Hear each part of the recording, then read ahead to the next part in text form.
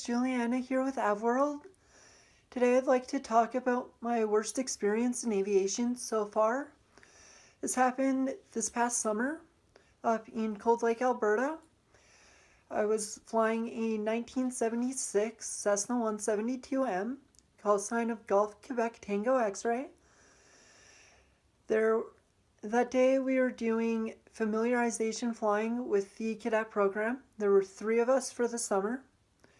One of our pilots was flying the aircraft, came in for a new load of cadets. We switched out the cadets, and the pilot did their checks as per usual, found nothing wrong with the aircraft, taxied out to the runway, took off, did a circuit, a low and over, a second circuit, came in for a landing. The pilot came in a little bit high and decided to overshoot the approach. The pilot left flaps full down during their initial climb. Myself and the other pilot that were standing on the deck of the terminal at the time watching this noticed that the aircraft wasn't climbing properly. We noticed that the flaps were down, which you climb out in a 172, flaps full up.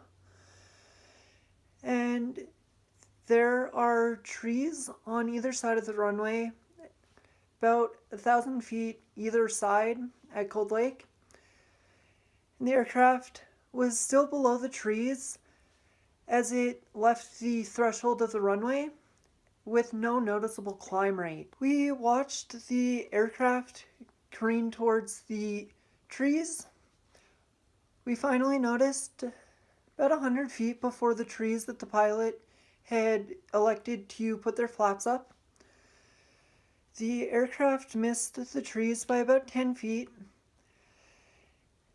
Well, we lost visual of the aircraft behind the trees for a couple moments.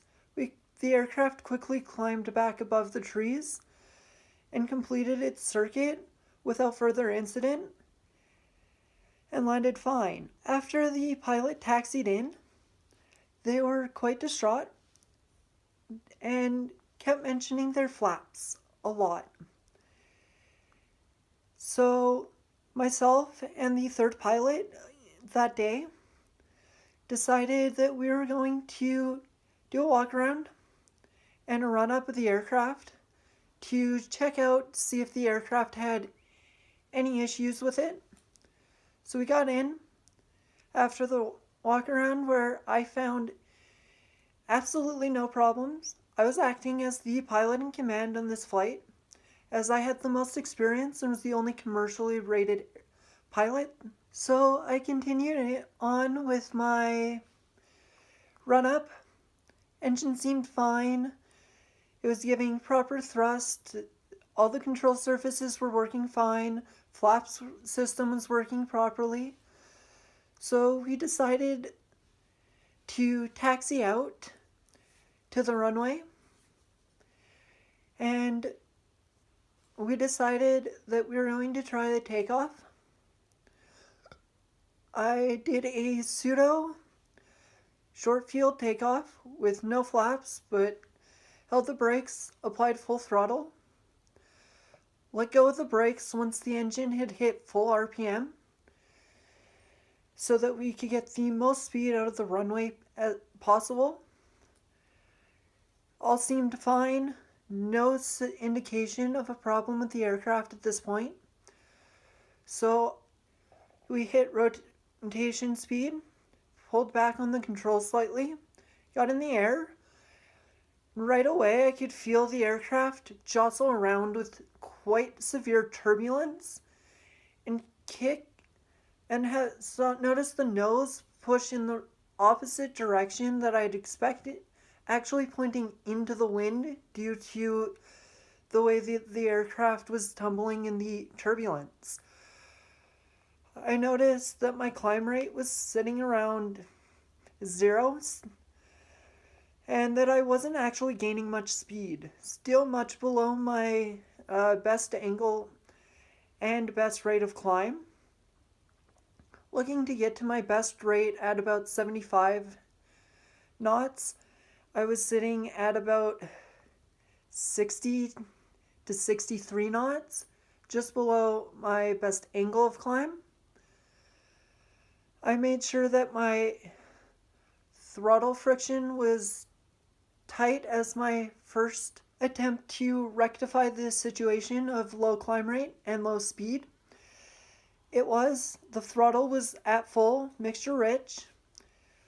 Aircraft's not climbing. We're hitting the threshold of the runway at this point. Still nothing. No noticeable change in climb rate or in speed, with the trees now about 1,000 feet in front of us. We continue climbing maybe another 10-15 feet in the next 700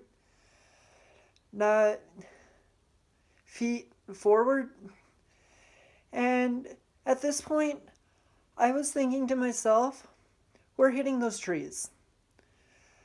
The second pilot, a comment about us careening towards the trees, and that she had regretted not bringing her fireproof gloves. It was obvious that neither of us thought we were going to clear these trees. At about 200 feet horizontally away from them, we finally got a slight increase in speed, and we're getting just a little bit of improvement to our climb rate, and we narrowly avoided the trees by about 50 feet.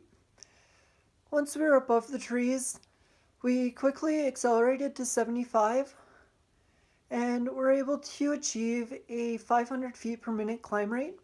It was 28 degrees in Cold Lake that day with a high humidity. So this is the kind of climb performance that we were expecting that day. Climbed up to circuit altitude, fine, completed the rest of our circuit with no further incident until about mid-final, when I noticed the airspeed increased from 60 to about 70 in a couple seconds, and that the aircraft didn't want to descend anymore. So I ended up pulling more throttle than I was used to, continuing in with that excess speed until about 5 feet above the ground, when we hit that turbulence that we had encountered on takeoff once again, and dropped right back down to our stall speed, and actually I ended up stalling the aircraft onto the runway because of this turbulence. We were able to taxi back to the terminal without further incident, shut down, and contact Edmonton Center to issue a PIREP for the Cold Lake Aerodrome. The cause of this incident was severe wind shear coming off of the trees at the far end of the runway, and we then contacted our flight safety team in Gimli, Manitoba, explained the situation.